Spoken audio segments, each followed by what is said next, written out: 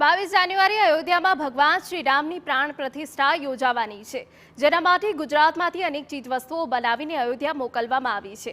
ત્યારે અંબાજીમાં અમદાવાદ અજય ભોલે ગ્રુપ દ્વારા 11 કિલોનું 5 ફૂટ લાંબુ પંચધાતુનું અજય બાણ બનાવી અંબાજી ખાતે લાવવામાં આવ્યું, જે અજય બાણને ગબ્બરગઢ ઉપર લઈ જવાયું હતું અને અજય બાણની પૂજા અર્ચના કરી આરતી ઉતારવામાં આવી હતી।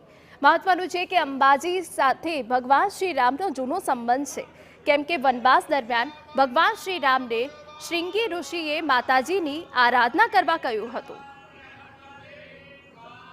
આ જે અજય બાણ છે, જે ત્રેતા યુગમાં જે પ્રભુ શ્રી રામે જે જગદંબાએ અર્પણ કર્યું હતું, તે અજય બાણ અમે શાસ્ત્ર વિધિ પ્રમાણે જે વેદોમાં વર્ણન છે, જે ધનુર્વેદની અંદર જે વર્ણન છે તે પ્રમાણે બનાવેલ છે અને તે અમે અયોધ્યા મંદિરમાં અર્પણ કરીશું। 10મી તારીખે અમે અયોધ્યા અર્પણ આજે ગબ્બર ખાતે અમે પૂજા કરી છે અને 10મી તારીખે અમે અયોધ્યામાં અર્પણ કરીશું।